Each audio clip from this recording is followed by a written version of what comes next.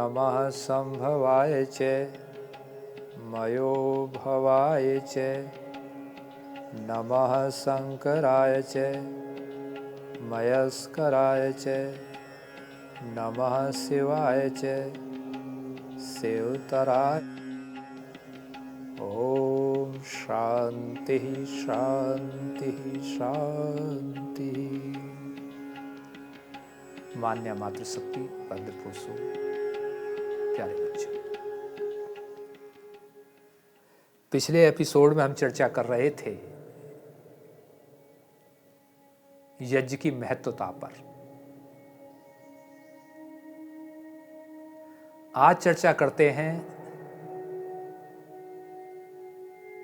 यज्ञ का वैज्ञानिक स्वरूप।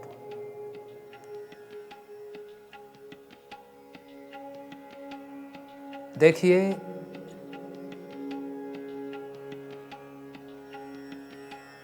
यज्ञ के बारे में यजुर्वेद का ऋषि कहता है, अयम यज्ञो भुवनस्य नाभि, अर्थात यह यज्ञ संसार की नाभि है। आप जानते हैं हमारे शरीर के जितने भी पार्ट हैं, अपनी अपनी जगह सभी की महत्वता है। नाभि की भी अपनी जगह महत्वता है। जिस तरीके से सारे संसार की नाभि यज्ञ बताया गया है यजुर्वेद के ऋषि के माध्यम से, आप इससे समझ सकते हैं यदि मानव शरीर का नाभि पार्ट गड़बड़ कर जाए तो सारा का सारा पाचन तंत्र गड़बड़ा जाता है। और जब पाचन तंत्र गड़बड़ा जाता है तब हम कितना ही पौष्टिक भोजन लें,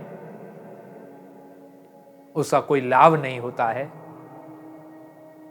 कितनी ही हम एक्सरसाइज करें, कोई लाभ नहीं होता है। और जब हमारा पाचन तंत्र ठीक होता है, जो नाभि के से जुड़ा हुआ होता है, यदि हमारी नाभि ठीक है तो पाचन तंत्र ठीक है। इसी तरीके से संसार का जो नाभि है वो यज्ञ है। यदि हम यज्ञ करते रहेंगे तो हमारा संसार ठीक रहेगा, स्वस्थ रहेगा, यजुर्वेद के ऋषि के अनुसार। और जहां तक ये यज्ञ की बात है, पवित्र आत्मा में तो प्राचीन काल से परंपरा थी जिसे हम भूल गए। प्राचीन काल में जब भी कोई कार्य होता था, चाहे छोटा हो चाहे बड़ा हो, हर कार्य से पहले इस देव यज्ञ की व्यवस्था होती थी, जिस पर चर्चा चल रही है। लेकिन मैं सोच रहा था कि उस परंपरा को लोग निभा तो आज भी रहे हैं, चाहे हिंदू हैं, चाहे मुस्लिम हैं, चाहे सिख हैं, चाहे ईसाई हैं, चाहे यहूदी हैं, चाहे पारसी हैं, किसी ना किसी तरीके से उस परंपरा को निभा रहे हैं। अर्थात विकृत रूप है, रूप बिगड़ गया है। जैसे आपने देखा होगा, किसी कार्यक्रम के आरंभ से पहले कहीं मोमबत्ती जलाई जाती है, कहीं दीपक जलाया जाता है, कहीं अगरबत्ती जलाई जाती है, कहीं धूप जलाई जाती है, कहीं धूनी दी जाती है। एक परंपरा ये है, ये वास्तव में यदि देखा जाए तो एक यज्ञीय परंपरा का संकेत है। जो हम अपनी प्राचीन परंपरा को भूल चुके हैं वो चल रहा है। लेकिन बड़ा आश्चर्य होता है कि जो आर्यावर्त देश, जहां पर आर्य लोग, श्रेष्ठ लोग रहते थे, वो इस यज्ञ परंपरा से थोड़े विमुख होते जा रहे हैं। लेकिन विदेश, और विदेश भी ऐसे जिन्हें हम विकसित कहते हैं, अमेरिका जैसे व्यक्ति देश ने तो इस यज्ञ पर इतना अनुसंधान किया है और उससे लाभ लिया है। और उसके अनुसार उन्होंने तो अमेरिका में आज भी एक यूनिवर्सिटी बना दी है, और जिसका नाम है अग्निहोत्र यूनिवर्सिटी। और वो आज भी वहां पर शोध कार्य होते रहते हैं। और पवित्र आत्माओं, आज जो पर्यावरण बिगड़ रहा है, चारों तरफ प्रदूषण हो रहा है, हम जहरीली चीजें खा रहे हैं, ऐसे परिवेश में तो यज्ञ अवश्य करना चाहिए। मैं आपको उदाहरण देता हूं। कार्बाइन जो फैक्ट्री थी भोपाल में, MIC गैस वाली, 20-30 साल हो गए होंगे, ज़्यादा भी हो सकते हैं। वहाँ पर गैस का रिसाव हुआ और गैस का रिसाव ऐसा हुआ कि सारे व्यक्तियों को परेशान करने लगा। सांस लेने में दिक्कत, आंखों में जलन होने लगी। वहाँ पर एक MS नाम के कुशवाहा व्यक्ति रहते थे, MS कुशवाहा, जिनकी पत्नी का नाम त्रिवेणी था। रात के 2 बजे उनके परिवार की आंखों में जलन, सांस लेने में परेशानी।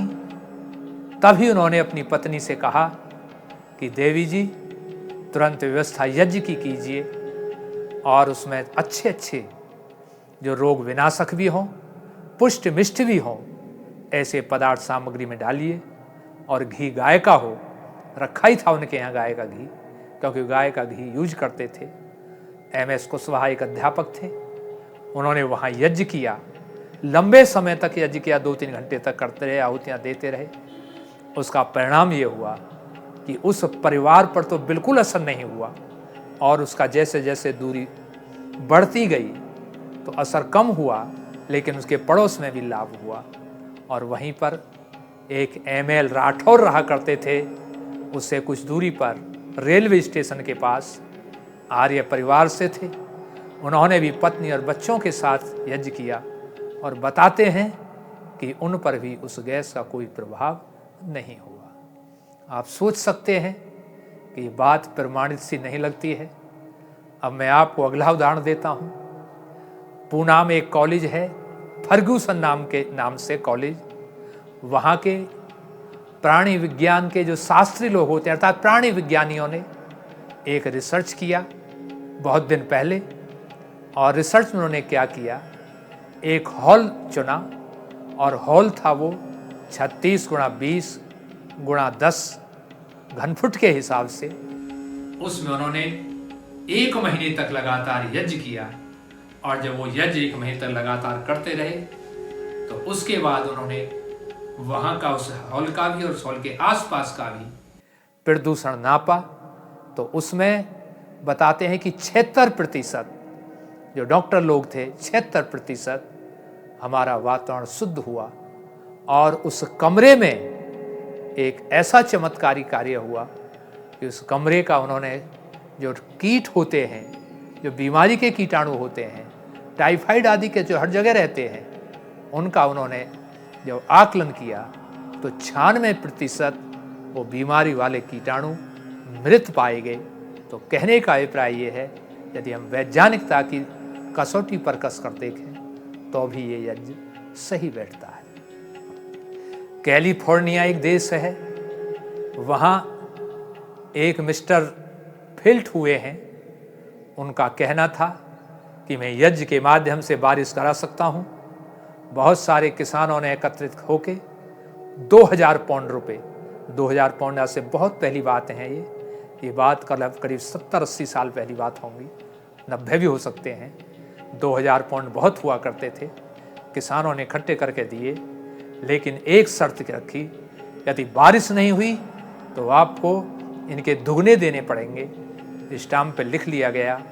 वो 2000 पाउंड बैंक में जमा कर दिए गए शर्त के साथ। और उन्होंने एक बहुत ऊंची पहाड़ी पर बहुत बड़ा एक हवन कुंड बनवाया और बहुत सारी सामग्री, देसी घी का प्रयोग किलो में नहीं कुंटलों में उन्होंने किया, क्योंकि देखिए पैसा तो खर्च होता है।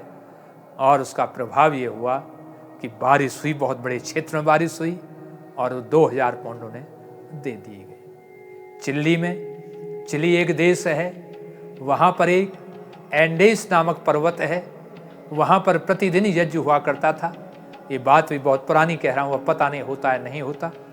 उस पर्वत पर एक खासियत थी कि रोग, किसी भी व्यक्ति, किसी को कोई भी रोग है और उसको वहाँ पर महीना 2 महीने के लिए छोड़ दिया जाता था और वो रोग से मुक्त हो जाता था। और लोग तो यहाँ तक भी कहते हैं कि जो पशु और पक्षी भी, उनमें भी इतना एक जान हो गया किसी कारण से कि जो पशु पक्षियों में रोग हो जाते थे, घाव हो जाते थे, जो वहाँ पर पहाड़ पर रहते थे, तो वो भी यदि वहाँ रहते थे उस परिवेश में, तो वो भी ठीक हो जाते थे। ये चिली एंडेस पर्वत की कहानी है। इसके अतिरिक्त एक अमेरिका के शोध परीक्षार्थी थे, शोध के पीएचडी के परीक्षार्थी थे, छात्र थे। उन्होंने महाराष्ट्र में एक सोलापुर डिस्ट्रिक्ट है, उसके पास अंबाजोगाई एक गांव है, वहां पर उन्होंने प्रयोग किया और उस प्रयोग के माध्यम से उन्होंने इस यज्ञ के माध्यम से जो मिर्गी के रोगी थे वो ठीक किए। इसके अतिरिक्त एक डॉक्टर फुंदन लाल जो एमडी हैं, और ये बहुत दिन की बात है, जो जबलपुर में टीबी एक वो था, एक हॉस्पिटल के नाम से, टीबी हॉस्पिटल के नाम से एक हॉस्पिटल था, वहाँ पर वो कार्यरत थे। उन्होंने शुद्ध गाय का घी लिया और कुछ चीज़ें रखी और अच्छी अच्छी, उनसे उन्होंने टीबी के रोगों को दूर किया। और ये बात तो बहुत पुरानी है, लेकिन मैं अब ताज़ी बात आपको बताना चाहता हूँ, जो मैंने भी प्रैक्टिकल किया है कहीं देख कर जाकर, कि यदि हम सामग्री में शक्कर मिला लें और शक्कर के साथ जो मीठे फल हैं, जैसे किशमिश हैं, मुनक्खा है, छुआरे हैं, उनको और डाल लें और पर्याप्त मात्रा में घी हो, सामग्री में घी इतना होना चाहिए कि सामग्री लेह सी बन जाए, क्योंकि सामग्री यदि उड़ती है तो उसका बैड इफेक्ट पड़ता है हमारी श्वसन क्रिया पर। इसलिए सामग्री इतनी भीगी हो जो लेही सी हो जाए, और उसकी यदि हम आहुति देते हैं तो टाइफाइड के और चेचक के ये कीटाणु मरते हैं। और जिस परिवार में ये प्रतिदिन होता है वहाँ पर ये रोग टाइफाइड का और चेचक का, मलेरिया का, किसी तरीके के बुखार का रोग नहीं आता है।